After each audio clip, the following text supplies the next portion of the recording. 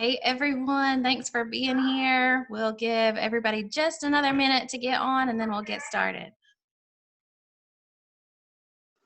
Hi, can I ask a question, please? Sure. Do you guys offer certificates for this? Yes, I can. If you will shoot me an email, I will send you one. I'll put my email in the chat box. So if anybody wants a certificate, just put your email in the chat box for me. No, thank you.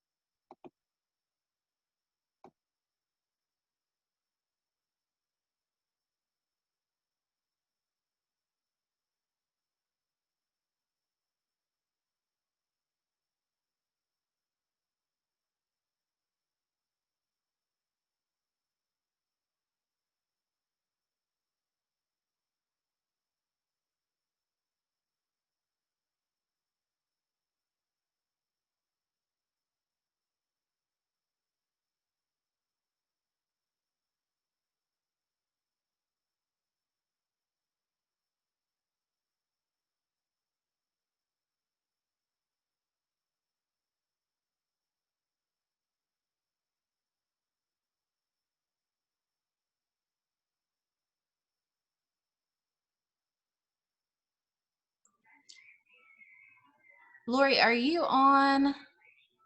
Let's see if our speaker's here.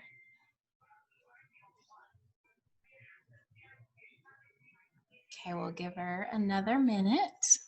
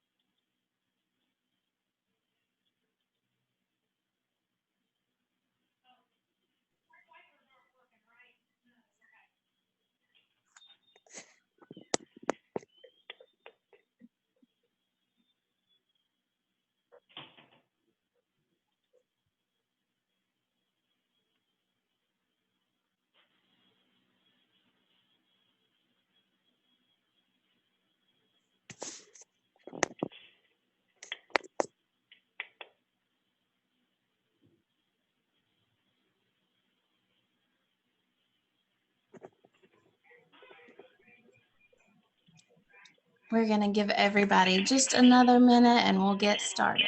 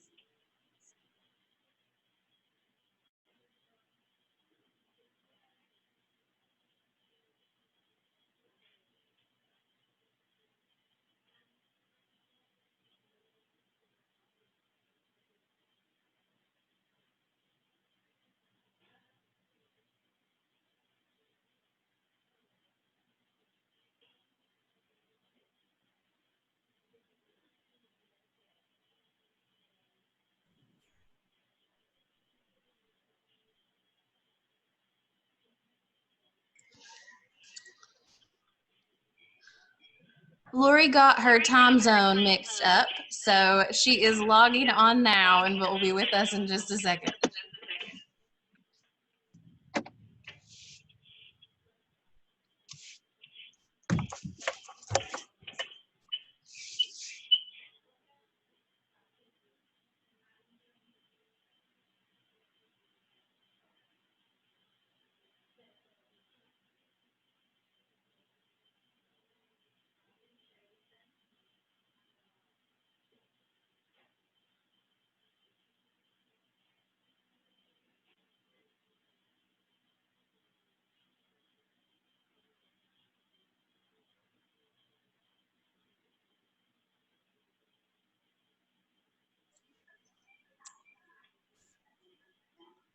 Okay, Lori is here, so we will get started.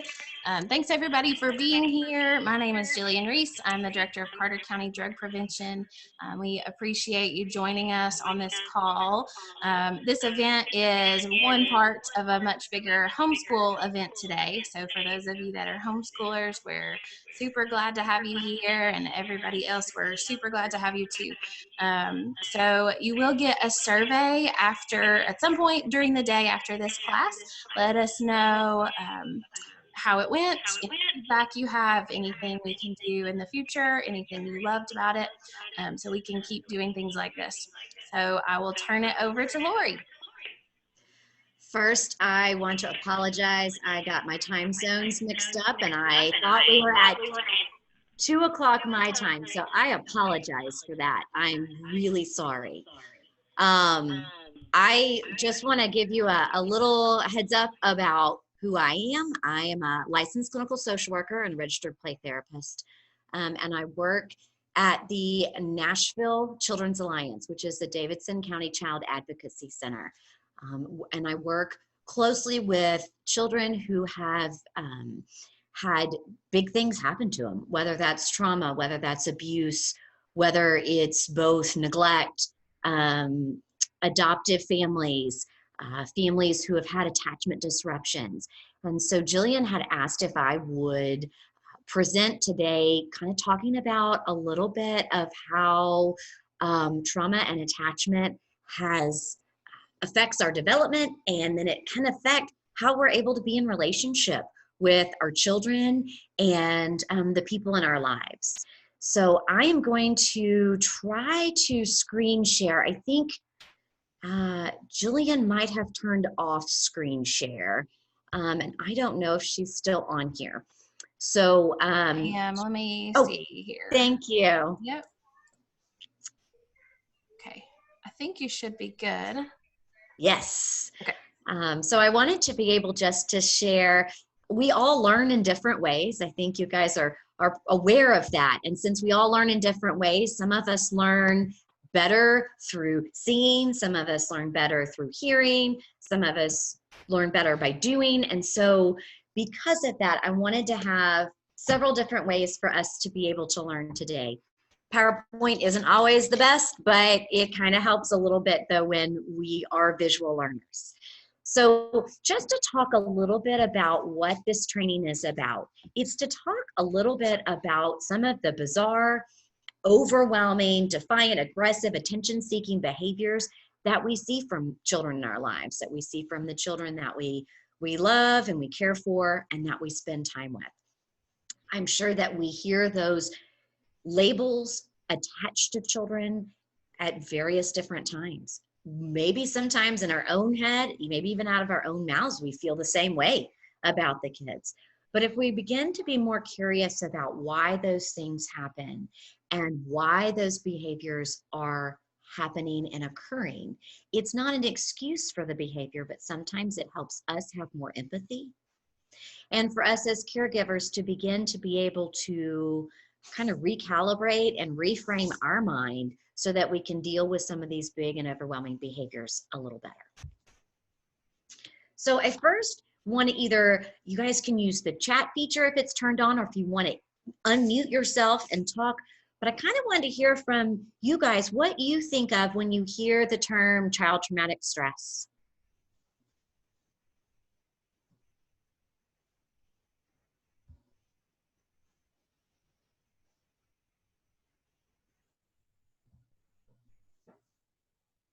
Does anybody have any thoughts about that?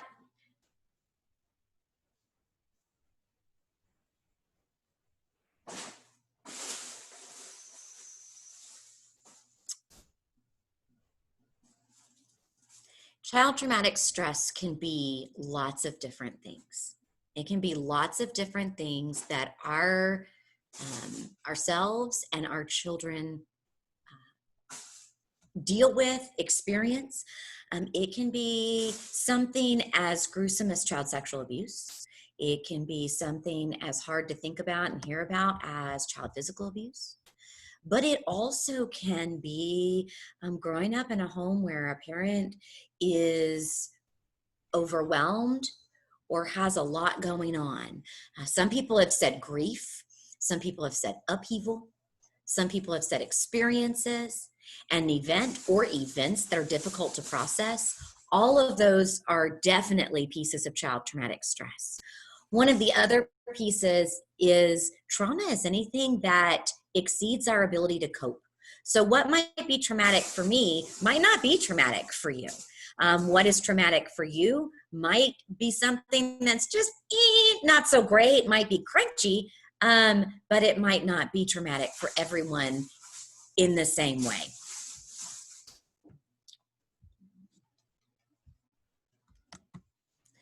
So what is trauma?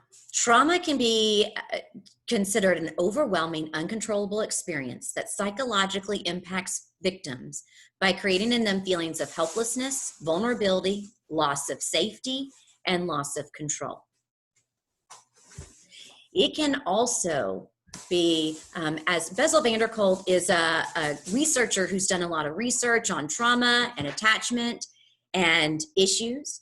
And what he says is safety and terror are incompatible. When we are terrified, nothing calms us down like the reassuring voice or the firm embrace of someone we trust. Frightened adults respond to the same comforts as terrified children: gentle holding and rocking, and the assurance that somebody bigger and stronger is taking care of things. So you can safely go to sleep.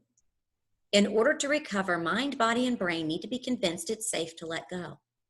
This happens only when you feel safe at a visceral level and allow yourself to connect that sense of safety with memories of past helplessness. One of the things that we can talk about is that trauma changes children's worldviews. It changes their view of the world, and it changes their view of whether or not the world is a safe place and a place that's going to respond to their particular needs or their particular concerns. So when we think about that, our attachment bonds are our biggest and our best way of protecting ourselves against threat. If we think of children who have come from experiences that might not have been optimal, or if they've even had to move into a home that might not have been their home of origin, we begin to see children who have had big experiences, different experiences, and a place where maybe their attachment has been disrupted, either intentionally or maybe even unintentionally. One of the things that Bessel van der Kolk talks about is there were studies done during World War II. And in World War II, in England, they had the Blitz. And that was when there was a lot of bombing of London at the time. And there were a lot of parents who had family members or individuals that were safe and secure for their kids, that they sent their kids out to the country. There were also parents who had children who they didn't have anywhere to send. So they had to keep them with themselves in the bomb shelters. They witnessed the bombings, they witnessed destroyed buildings and all types of terrors. And what they found through that research is that the children who stayed with their caregiver, with their primary attachment figure, actually had less trauma, they had less issues and less problems than the ones who were sent away to safety.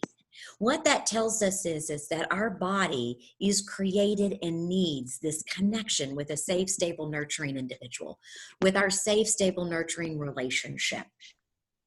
So we're going to talk a little bit about how our wiring of our brain and how our brain is created and connected can begin to change and be disrupted in the type of experiences or the types of environments that we grow up in or we live in.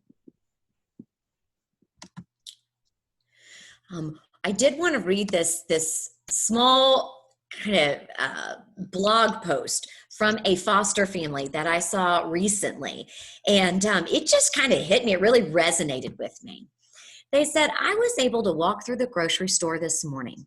I found myself passing the toilet paper aisle, which is completely stocked now. I currently have enough toilet paper for my family, yet I still stopped and almost turned my cart around that aisle to buy more. Why? Because just last week and the several weeks before, those shelves were stripped bare.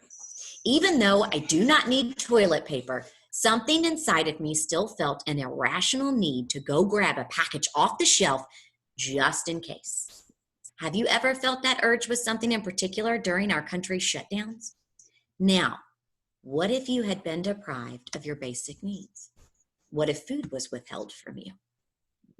Can you imagine how your body might react to seeing food? How you might want to take what you can, eat as much, and store away as much as possible. Most of us have only experienced a small piece of what many of our foster children, our adoptive children, our children who have experienced complex trauma have lived. During these last few weeks, most of us were still not deprived of basic human necessities, only luxuries. Yet none of us will ever look at the toilet paper aisle the same way the rest of our lives. So the next time you encounter a child who acts out or does something irrational or unexplainable to you, try to remember the toilet paper shortage of 2020. Understand they are acting from a survival part of their brain that they cannot explain. I thought it was a really great way for us to begin to maybe put ourselves in the shoes of the children that we care about. It's sometimes hard to understand why they have bizarre and overwhelming behavior, why some of their behavior can seem uncomfortable, why some of their behavior can feel or seem violent or inappropriate. Sometimes we also hear our children get labeled with lots of diagnoses. You guys have probably heard attention deficit hyperactivity disorder, or ADHD. Maybe you've heard oppositional defiant disorder, conduct disorder, bipolar disorder, all those different things. But really the important piece to remember is that these diagnoses don't capture the full extent of who people are, who human beings are. At this point, what we do know is that, a lot of these symptoms, a lot of these reactions to the big things that kids have experienced can be explained in our medical world with diagnoses. But really, what we need to remember is kids aren't just a set of symptoms. They are children. They're the people that we love and the people that we are in connection with. I think sometimes we all try to figure out, is it survival? Is it manipulation? Is it the way their brain was developed and the foundation of their brain? What exactly is it that we're seeing each individual time that we have issues, behaviors, and concerns with children? So first, I just kind of want to talk about our brain and our brain architecture. So I assume a lot of you have probably heard about the foundation of your house. And if the foundation of your house isn't strong, then you're going to have a hard time selling your house. You shouldn't buy a house that has a poor foundation. Or as you see in this picture, if it really is let to go pretty awry, the house is going to fall down. If we look at how houses are built, when the foundation of the house is built, if the contractor or the builder takes a really good long time focusing on making sure all the pieces are in the right place, making sure that we've added the extra dirt, the extra cinder blocks, the extra cement, everything that we need to make the house good and strong to build on top of. We've also heard about houses where that hasn't happened. I remember when I was selling a house several years ago, they came in to look at the house and do the inspection. And what they realized was when the house was built, they had dirt. They put cinder blocks on top of the dirt. And then they built some concrete pillars on top of the dirt. And then they built the house on top of it. And as you guys all know, in Tennessee, it rains a lot. And so when it rains, then the dirt shifts. Those cinder blocks shifted, and so the foundation of the house shifted. It takes a lot of money then at that point, once the house is built, to fix the foundation. If they had spent the time needed in the beginning to make sure that everything was put together appropriately, it could have been done for a lot cheaper and a lot quicker.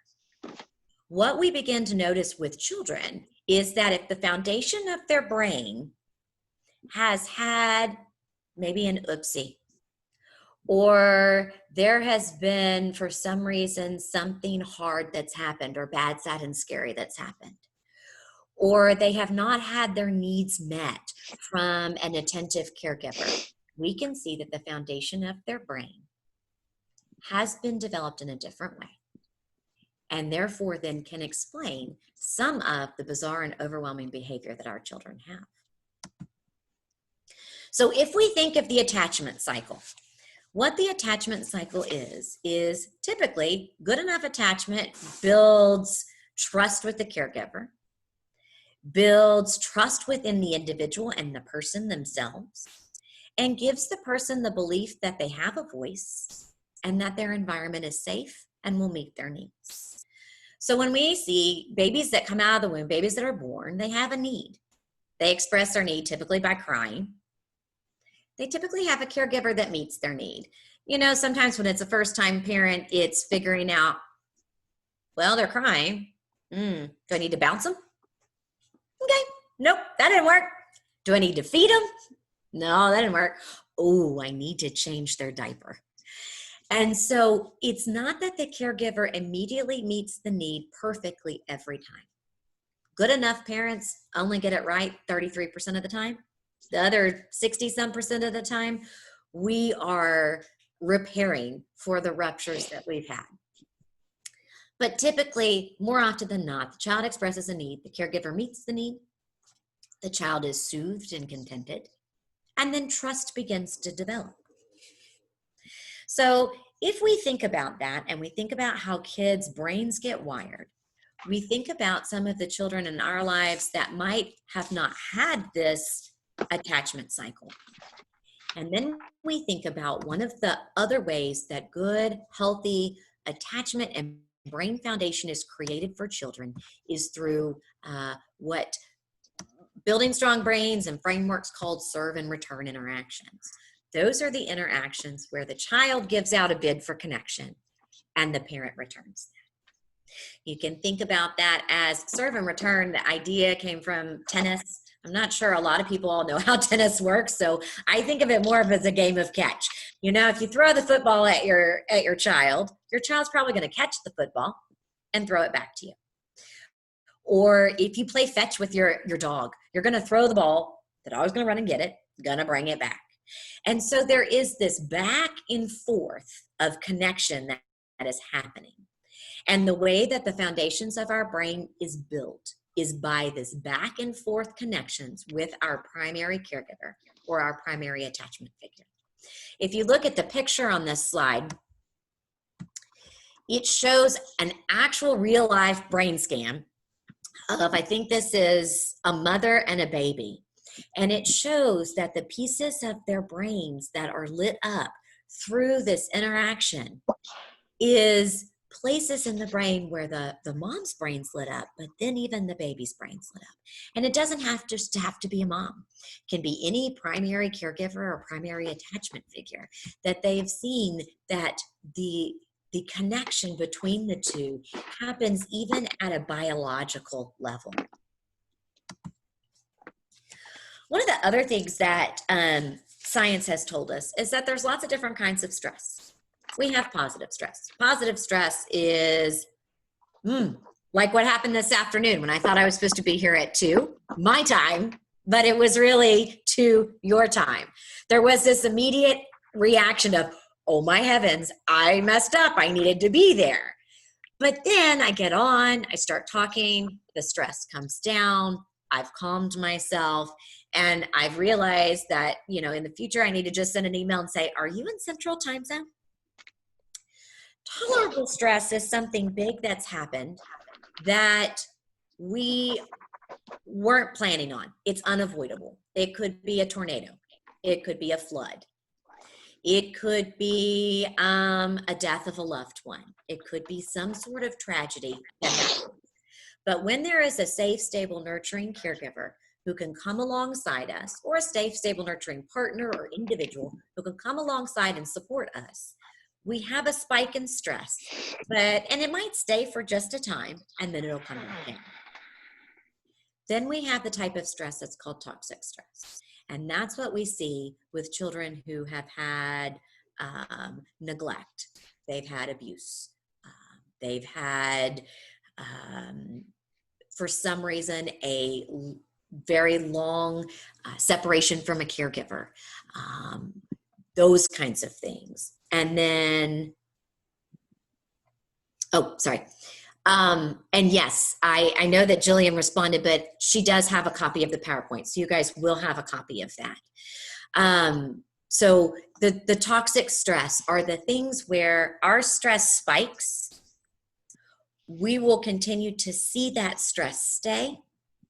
And either the thing that created the stress is continual and it never stops, or We don't have a safe, stable, nurturing relationship or environment to help co-regulate us and bring us back down, bring us back to a calm, collected place.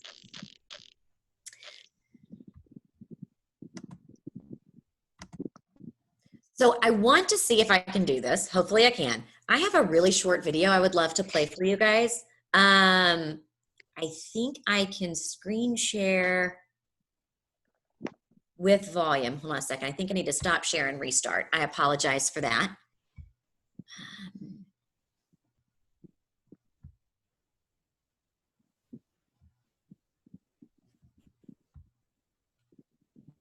There it is.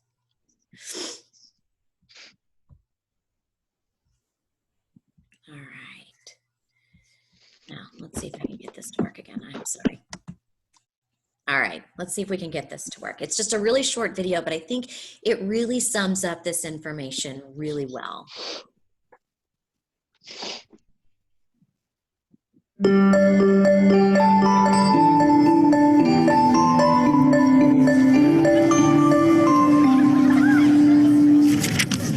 Science tells us that the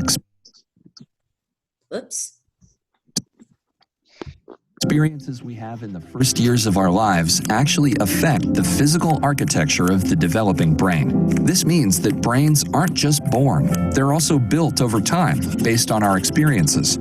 Just as a house needs a sturdy foundation to support the walls and roof, a brain needs a good base to support all future development. Positive interactions between young children and their caregivers literally build the architecture of the developing brain. Building a sturdy foundation in the earliest years provides a good base for a lifetime of good mental function and better overall health. So just how is a solid brain foundation built and maintained in a developing child? One way is through what brain experts call serve and return interactions. Imagine a tennis match between a caregiver and a child, but instead of hitting a ball back and forth across the net, various forms of communication pass between the two, from eye contact to touch, from singing to simple games like peekaboo. These interactions, repeated throughout a young person's developing years, are the bricks that build a healthy foundation for all future development. But another kind of childhood experience shapes brain development too, and that's stress. Good kinds of stress, like meeting new people or studying for a test, are healthy for development because they prepare kids to cope with future challenges. Another kind of stress, called toxic stress, is bad for brain development. If a child is exposed to serious, ongoing hardships like abuse and neglect, and he has no other caregiver in his life to provide support, the basic structures of his developing brain may be damaged. Without a sturdy foundation to properly support future development, he's at risk for a lifetime of health problems, development issues, even addiction. It's possible to fix some of the damage of toxic stress later on, but it's easier, more effective, and less expensive to build solid brain architecture in the first place. One of the things that sturdy brain architecture supports is the development of basic emotional and social skills, an important group of skills which scientists call executive function and self-regulation, can be thought of like air traffic control in the child's mental airspace. Think of a young child's brain as the control tower at a busy airport. All those planes landing and taking off, and all of the support systems on the ground simultaneously demand the controller's attention to avoid a crash. It's the same with a young child learning to pay attention, plan ahead and remember, and follow lots of rules. Like all of us, kids have to react to things happening in the world around them, while also dealing with worries, temptations, and obligations on their minds. As these demands for attention pile up, air traffic control helps the child regulate the flow of information, prioritize tasks, and above all, find ways to manage stress and avoid mental collisions along the way. Having this ability is a necessity for positive and level mental health. Developing effective air traffic control, overcoming toxic stress, and building solid brain architecture are things kids can't do on their own. And since strong societies are made up of healthy, contributing individuals, it's up to us as a community to make sure all young people have the kinds of nurturing experiences they need for positive development. To build better futures, we need to build better brains.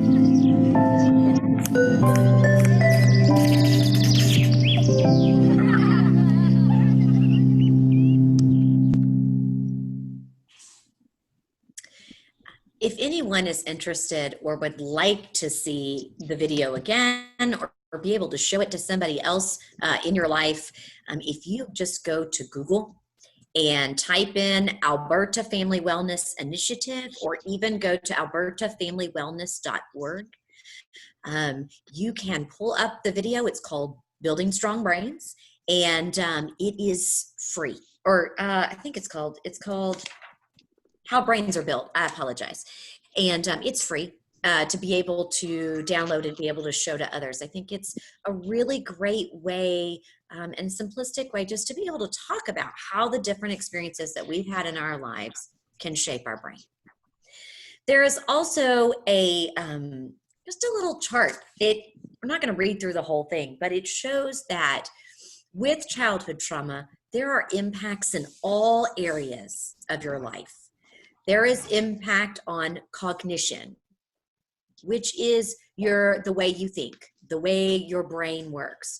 As the video talks about your air traffic control system, your ability to stop, think, and choose. It affects your brain development and how the foundation of your brain is developed.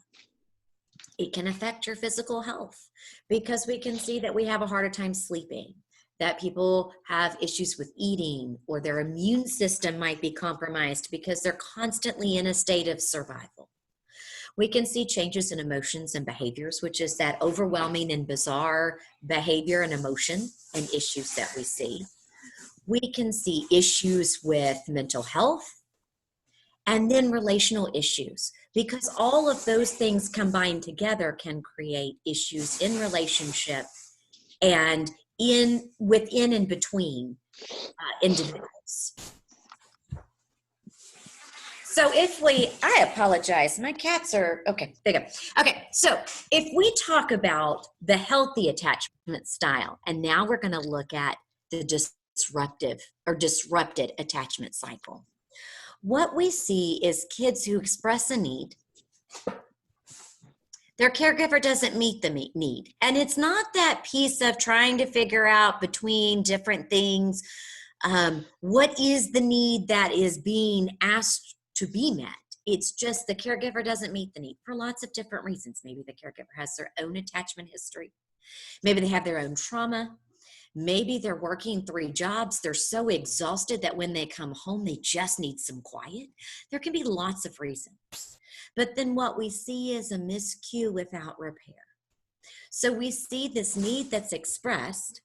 We see a parent or a caregiver and a child who have kind of missed each other in what they need and what they can give. And then there's not a repair. There's not a circle back, a coming back around to say, oh my heavens, I was so tired and stressed out from all the things that have happened today. I completely missed that you just needed me to come in and delight in you today. So then if there's not that repair, then mistrust begins to develop. We also see that kids that grow up with a disruptive attachment cycle, their brain and their brain power is put towards growing the part of their brain that makes sure that they survive. The part of their brain that watches out for danger and makes sure that they are safe when there is danger. So because their brain is putting so much energy to building that, what they call the limbic system, that part of our brain that keeps our brain and our body safe, it is not putting a lot of time and energy into building the thinking part of our brain, which is our prefrontal cortex. And so we begin to see kids who grow and mature with a very overactive limbic system, and a system where they're continually reactive instead of responsive, that they have a really hard time stopping and thinking and then making a choice. If we look at brain scans they did a research about kids who grew up in some Romanian orphanages years ago. It was a long time ago, before they knew a lot that they know now. And there were some Romanian orphanages where kids were left primarily in their cribs majority of the time. There wasn't a lot of interaction. They kind of propped the bottles up, and there just wasn't a lot of that attachment or that that good, healthy attachment cycle being met. When they did the brain scans, what they noticed is that these two pieces of their brain were not lit up. That's the temporal lobe. That is the part of your brain that begins to help you stop, think, and choose. If you look at the brain scan that I showed in the very beginning, and you look at the child in the brain scan, the parts of the brain that is lit up in that child's brain are those two pieces that are missing from the neglect and from the lack of attunement and connection between caregiver and child. So what does all that mean? That means that those pieces of your brain are also the pieces that help your air traffic control system work. It's the part that helps us focus on lots of different things at once. It's the part of my brain that's allowing me to continue to talk to you while my cats lose their mind and chase each other around my house. That it's the part of my brain that helps me focus on you, no matter if I hear a noise outside the front door. We also know that our brain has something called neuroception. That's the part of our brain that searches the world and our environment 4 times every second, looking for safety and security inside myself, outside myself, and in between in relationship. As our brain and the foundation of our brain begins to grow and develop, our brain begins to believe we either live in a neuroception of safety or a neuroception of danger. So there is a part where our brain begins to organize around this belief that either the world is safe or the world is unsafe. Well, the part of my brain that goes into survival thinks much faster than the part of my brain that, as those 4 times every second it's happening, can actually catch the sensory input or the information that's coming in. So if we look at a graph, if we look at something that would be maybe a perceived threat for a neurotypical developing brain. So this morning, the garbage truck came by. It's a really loud noise. And so let's say I hear the garbage truck out my front door. My brain immediately is going to go to 2 different places. It's going to begin to send that information to what is called my amygdala. And it's going to send the information to my medial prefrontal cortex or region. And so what it's looking at this point is this noise safe or unsafe? And can I then stop, think, and choose? Well, the perceived threat gets to my amygdala way faster than it gets to anything else. And it begins to decide, is this a safe environment? Is this not a safe environment? If my amygdala says, you know what, this is safe, then it kind of holds for a minute, lets the sensory information get to my middle prefrontal region, and lets my middle prefrontal region stop, think, and choose. Then it goes to my hippocampus, puts all that together, says, have I heard this before? Then my hypothalamus says, it's okay, I'm going to release some neurotransmitters so you can calm your body, you are safe. But what does our brain look like when we have grown up with a foundation of our brain that has a neuroception of danger? For those individuals, what we see is they hear the perceived threat. So let's say the perceived threat again, or the noise, is the garbage truck. But maybe for me, every time the garbage truck came by every week, my parent would get really angry because they forgot to put the trash out, or I forgot to put the trash out. And so then because of that, then my caregiver would get really big, and then there would be some very harsh discipline that was scary and traumatic to me. So at that point, the perceived threat, when it gets to my amygdala is going to say, this noise isn't safe. It is very unsafe. And so at that point, the amygdala doesn't hold space and wait. It doesn't let my middle prefrontal region catch up. It just immediately goes to the alarm. And it's like, danger, danger. It sends signals to the rest of my brain that says, you need to go offline. You need to calm it down. I'm going to activate the autonomic nervous system or that limbic system or that survival strategy. And I then, as your brain, am going to decide what is the safest way to react. Do I go into fight mode? Do I go into flight, which means I run away? Or do I freeze? And freeze typically is your brain collapsing, freezing, or playing dead. So being able to see those things. One of the other things that we know about children is something called our windows of tolerance. So kids who have a typically developing brain with their windows of tolerance, they're going to have slowly go up and down in the middle of their window, and they can go into fight flight, they can go down into freeze, but majority of the time they stay within their windows of tolerance, which is the amount of stress that they can handle without losing their mind. Our kids who have experienced a disruptive attachment system, they don't have that nice ebb and flow of their brain. Their brain, it doesn't take very much for them to go into their survival strategy. Or as we talked earlier, they have an overactive limbic system.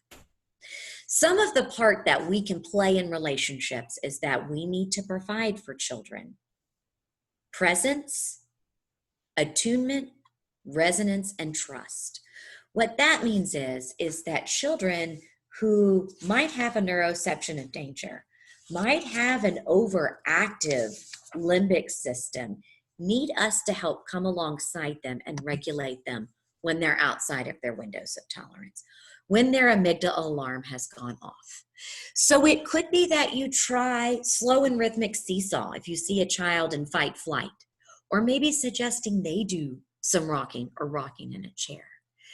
They can lean on a gym ball. They can do some push-ups, wall push-ups. There's a list here that will be in your PowerPoint handout that you get. But realizing that most of the time when children are outside of their windows of tolerance in fight and flight, we really need something gross motor, something that is using our body so that we can begin to calm our system. If we have a child who is in freeze and collapse, it's beginning to see, okay, how can I bring the energy up? How can I bring the energy up in a safe way?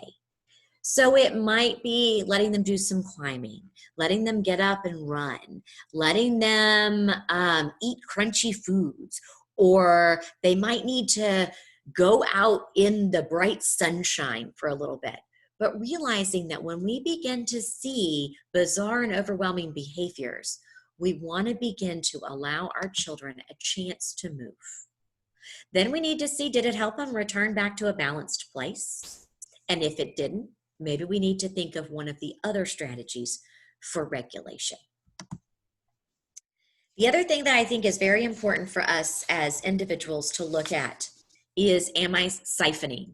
So being able to look at for these children as their caregivers, as their teachers, as their parents, is this piece of their mirror neurons, what they're feeling is going to affect us. When we begin to then feel that in our bodies, do we begin to misinterpret our own response system as something going on inside of us? How can we, as caregivers, people who work with these children or care for these children, how can we remain present, be attuned? So watch what's going on, knowing if they're within their windows of tolerance, not mirroring back the emotion or the feeling that we're seeing, and then being able to resonate, which that means being able to be in communication with them in empathy. Notice that they're having something big going on inside of them, while not at the same time feeling exactly what they're feeling at the same time. So one of the things is being able to think about when you're on your own, being able to draw a circle, look at these 6 different emotions, and think about when you were a child, what emotions did you feel like your primary caregiver was able to be with you in and help you organize the feeling? Being able to put the ones inside the circle that you feel like your family could really be with you in. Putting the ones outside the circle of the ones where you knew you just weren't supposed to have those emotions. Anger was not allowed at your house, maybe. And then some inside and outside of the circle, kind of on the line of the ones that sometimes you could have and sometimes you couldn't. What that does is, as individuals, it begins to give us a map or a picture of the emotions and the feelings that might begin to trigger us. So then we begin to siphon those off of our child. It's not really something we need to do right now because it just takes a moment of sitting, being with yourself, thinking about it, and then really recognizing what comes up for you when you're thinking about it. The last thing is being able to have reflective functioning. So looking at what is going on inside of me that might be reflecting onto my interpretation or my ability to be there with soft eyes, quiet voice, calm and structured environment to be there for you. One of the ways to do that is to, as Dan Siegel calls, SIFT. SIFT is an acronym for thinking about what are the sensations I'm having in my body. What are the images that are coming to my head? What feelings are coming up? What am I thinking? Oh, and then thoughts. What am I thinking? Being able to sit for a moment with ourselves and really begin to realize what are the emotions that maybe were not desirable or tolerated in our home of origin. What comes up for us when those emotions are expressed by a child or an individual in our world or in our environment. And then, is the emotion, the feelings, the sensations, the thoughts that are coming up, is that me siphoning off of my child or the individual in front of me? Is that me having a reaction to the things that are occurring? Or is it that the child is having big emotions and behaviors, and I need to figure out how to calm myself, my body, my brain, and my mind to be able to be that co-regulator? What we see with kids with a disruptive attachment system is this experience that their foundation of their brain has been organized and created in a different way. If we as adults who care for them, love them, and come alongside them can begin to regulate ourselves, keep ourselves within our windows of tolerance, and then join with them to recreate a healthy attachment cycle, we can begin to see the foundations of their brain change and move and become more healthier. That was just a quick overview of some of the things that we can talk about and learn when we think about the experiences and the places that our kids have come from. I know it was really quick. If there's any thoughts, questions, anything, please feel free to contact me. This will also be in the PowerPoint that Julian will send out later. That will have information where you can contact me if you would like to have ask more questions or have more information given. I hope this has been helpful and not too heavy for 1 o'clock in the afternoon right after lunch. Thank you, Lori, for doing this. Everybody should have the PowerPoint in their email pretty soon after this meeting is over. So thanks for being here.